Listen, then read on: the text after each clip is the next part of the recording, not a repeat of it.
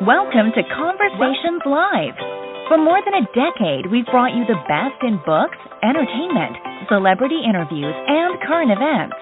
When the movers and shakers of the world have something to say to you, they say it to us first. Here's your host, Cyrus Webb.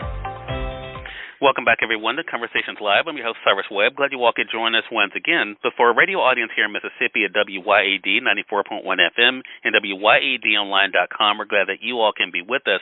Also, tuning in to our friends at iHeartRadio and Amazon Music Podcast. We're glad you all could be with us as well. This is part of our News You Can Use segment here at WYAD, and today we're talking about skin cancer with a guest that you may not expect us to be discussing this topic with. When I say the name Johnny Bench, you know him, of course, as a former Cincinnati Reds catcher and a Major League Baseball Hall of Famer, but he's also an individual who at the age of 64 was diagnosed with basal cell carcinoma, a common type of non-melanoma skin cancer, or NMSC. He's now an advocate and vocal champion for the efforts to get real about skin cancer, and he's joining us today for the first time, along with leading board-certified dermatologist Dr. Maritza Perez. We're going to talk to them not only about NMSC, but also about the campaign that you all can be a part of. Thanks to the two of you for the time. Really appreciate it. Pleasure.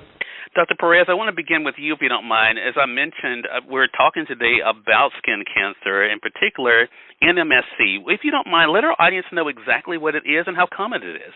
Okay, non-melanoma skin cancer is the most common skin cancer in the United States. Over 5 million are diagnosed on a yearly basis. It includes mainly basal cell carcinoma and cutaneous squamous cell carcinoma. They're usually localized when diagnosed early, but they can be invasive and they can travel.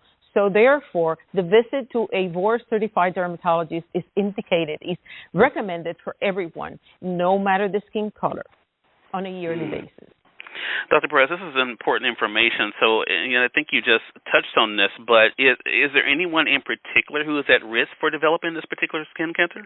That is actually a very good question, Cyrus, because in the literature it says that light skin, light color, hair, light eyes, of people living near the equator are the most prone to it because they are white, they lack melanin, and the sun is the one that induces the mutations.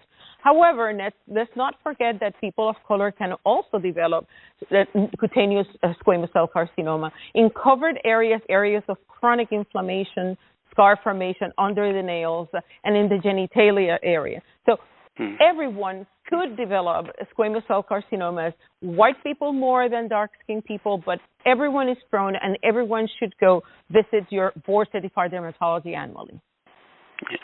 Mr. Bench, appreciate you sharing your story with us. As I mentioned, you've had such an extraordinary career in baseball, but also being able to use your platform for so many things. I mean, of course, people may be surprised to know that you were diagnosed with basal cell carcinoma. How did you first discover it? Well, I was 64 years old, Cyrus, and I went to see. I was actually always checking my eyes, as you know. I had sometimes I had a little problem with a problem with my eyes. Let's just say that, and they discovered a couple of blisters underneath my eyes, and he suggested I see a dermatologist. I hadn't really seen a dermatologist that often, and I went to see the dermatologist. He took a biopsy, found out it was a non-melanoma skin cancer. He was able to remove it through a process called Mohs surgery. And since that time, I'm seeing my dermatologist twice a year, which I think we want everybody to understand. It's important to see a board-certified dermatologist, and you can go to letsgetrealaboutSkinCancer.com, letsgetrealaboutSkinCancer.com, make a pledge to go see a dermatologist. And since that time, Cyrus, I've had the dermatologist has discovered 2 more areas that needed to be treated, and they were. But I think what Dr. Perez is saying is that you can be treated, and usually it's resolved. The problem is resolved, but it travels. It can go to other areas of your body. We did our damage when we were young. We grew up, I think Dr. Perez will say, by the time you're 18, that your skin has already been damaged. So using that sunscreen, wearing your big hats, wearing your long sleeve shirts, all of this perfection. Sunglasses do a great deal of help too. I wish I'd have been able to wear those sunglasses, or maybe I wouldn't have had those problems with my eyelids. Wow, it's such a good point, and I really appreciate you sharing that. Mr. Bench, Dr. Perez, I want to go back to you because as Mr. Bench was mentioning, of course, he had a reoccurrence. For those who may have had this non-melanoma skin cancer, How does it become more advanced and potentially life-threatening? So there's two different things that happen. Is first, when you have non-melanoma skin cancer, you have the first one, you can develop another one in any other part that of your body that has been exposed to the sun. You have 37% more chances in the next 3 years. However, if you have a chronic scars and inflammation in areas of your body, this could arise.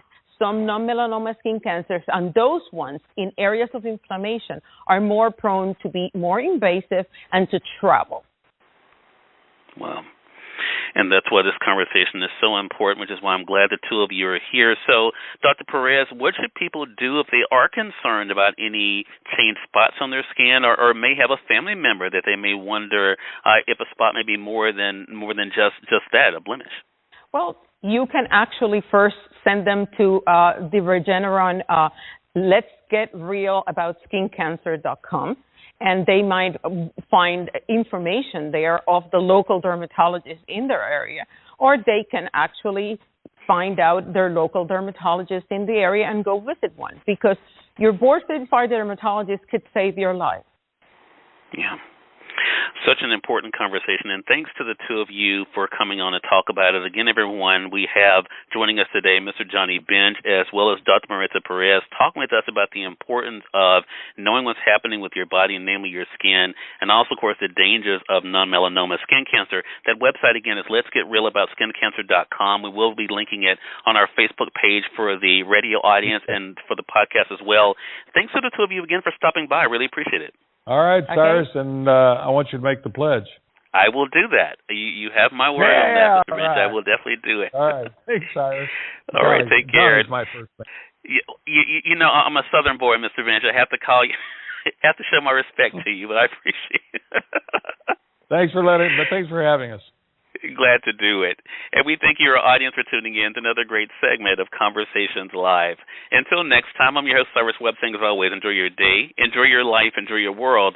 Thank you all for choosing Conversations Live. Now let's go make today amazing.